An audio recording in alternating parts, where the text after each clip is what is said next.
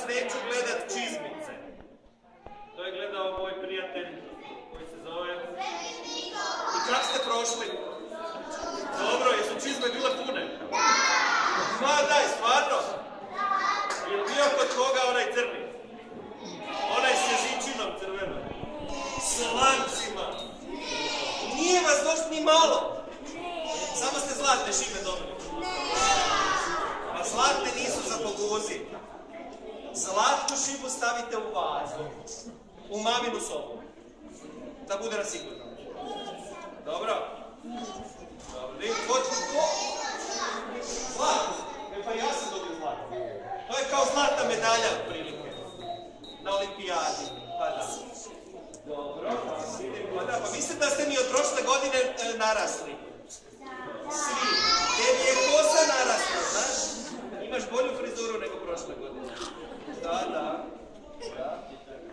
A ti si prošle godine bio nešto malo manji. I nešto si bio ljut prošle godine, sjećam se. A? Je, ti si bio nešto ljut. Zašto si bio ljut prošle godine? Sjećaš se? Te ono cura ostavila, ali šta je bilo? A? Ne sjećaš se? Ja se nešto kao da si bio ljut.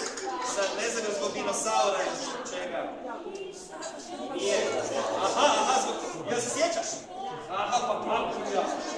Pamtim. Znači, ti nisi još sad jedno lagano. Dobro. Zna li neki od vas našu pjesmicu, nešto da mi izvede? Da neko vježba. Ti znaš? Molim ja veliki pljesak svog prijatelja.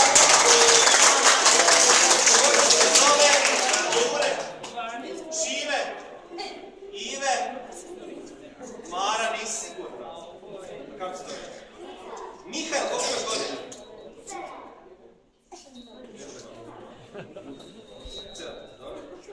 Koju pjesmicu ti znaš? Kako se zove?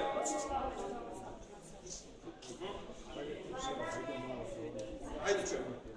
Hoćemo zatvoriti ovo. Dakle, nagla. Izvoli.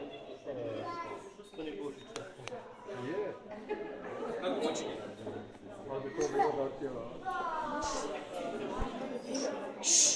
Kako? A baš nekak pobigled je sad, a? Što ćemo sad? Hoćemo nekak ruku? Jer znaš koju od Severine?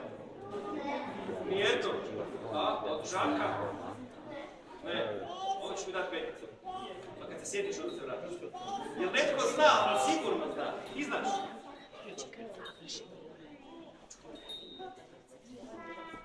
Ti si Lara.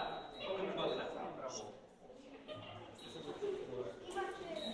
Kako da prebrojim sad? Ajde prvo. Dobro. Hoće mi netko od malih pomoć stvoriti hvala.